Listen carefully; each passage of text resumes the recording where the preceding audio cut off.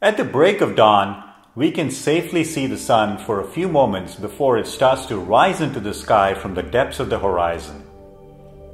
A small globe of light, compared to the vastness of the sky above us, illuminates every corner of the sky.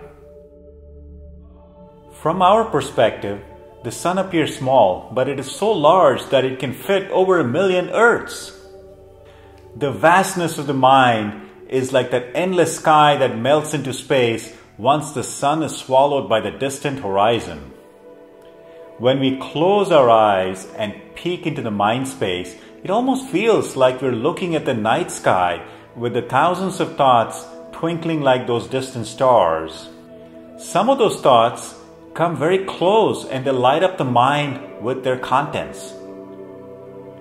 Imagine how fascinated we would be if something were to drop out of the sky into our hands and we're able to hold it for a few moments and it disappears from our hands after a few moments. That very thing happens with each thought that comes to our perception, so close that we feel that we're holding it. It drops in, stays for a little while, and then disappears. Since it happens all the time with numerous thoughts during the course of a day or even the hour, it has become routine and boring. We don't see anything special in it. That perceptive ability to see something within that has no physical basis itself is a fascinating thing. When we perceive thoughts containing the ordinary daily experiences, we don't say that we're seeing things or seeing something special.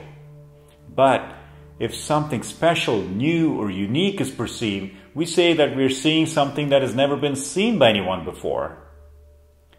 It starts to make us feel special and important. This happens especially with experiences that we loosely label as transcendental, once-in-a-lifetime type experience. Perhaps we can also call them spiritual experiences. We are fascinated by such experiences.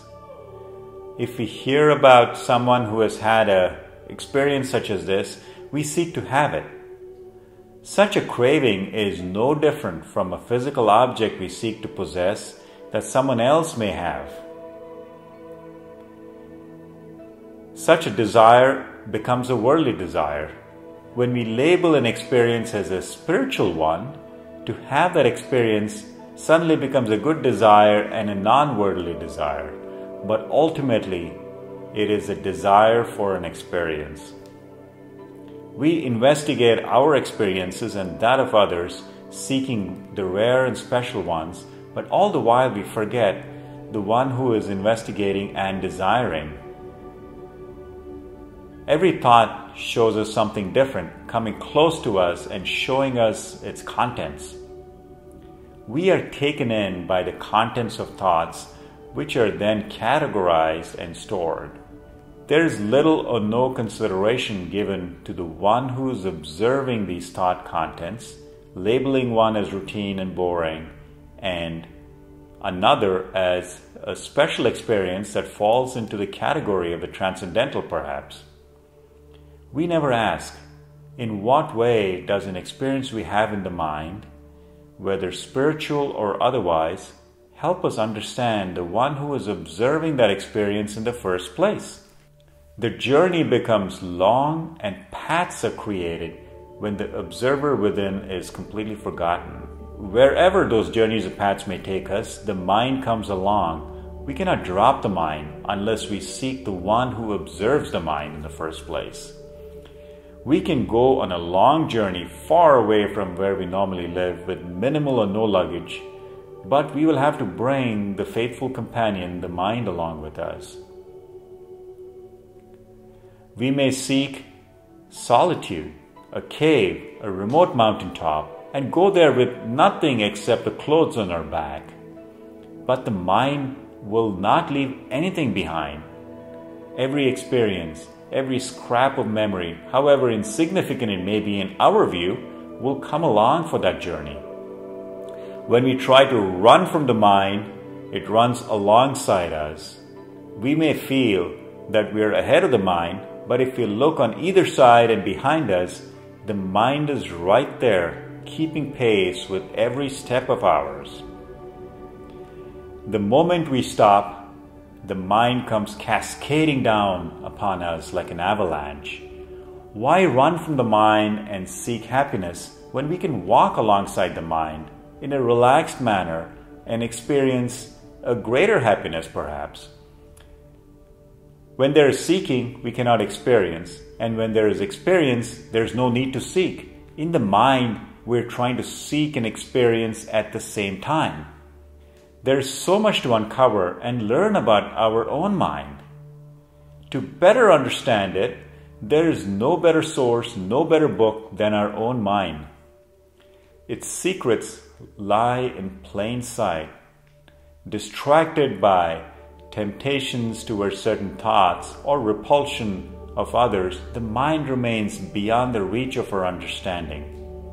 An undeniably fascinating aspect of the mind is, where does the mind get its energy from? As far as we know, there is no physical link with the body through which the mind sucks up nutrition coming into the body through the food we eat. There is no external source of energy for the mind. It is not exposed to the outside, remaining well hidden within all of us. The only place where we may hide, where no one can enter, is in our own thoughts. It is accessible only to us. Whether one is hungry and starving or well-fed, the mind can and does remain active. We may not be able to focus as well or think as clearly when we are hungry or in distress, but the mind does not cease to operate. The mind does not part company until the very doorstep of death. Would it not be nice to have a close and cordial relationship with this faithful companion of ours who never leaves our side? Understanding who we are, especially in relation to the mind, would be helpful in fostering a better relationship with the mind. The mind, after all, is powerful in its own right. Why waste life energy fighting and trying to control it when it can be helpful to us? The mind can only be helpful if it is cleansed of all the conditioning that is imposed upon it directly by us or indirectly by others. It is turned into no more than a holding tank that stores our desires, anxieties, fears, memories, aspirations, and sentiments. The mind in each individual is the same basic matrix. It appears very different from moment to moment due to the infinite permutations and combinations of thoughts and their contents. But trying to understand the mind using thoughts which are its building blocks is like trying to understand the brightness of the midday sun by measuring the intensity of the light, the soft light reflected and coming from the moon. The mind is often compared to the moon. Like the moon, the mind does not generate its own light. It is a reflector of the world, our conditioning, stored memories, desires, and so on. The inner presence, the observer, may be thought of as the sun.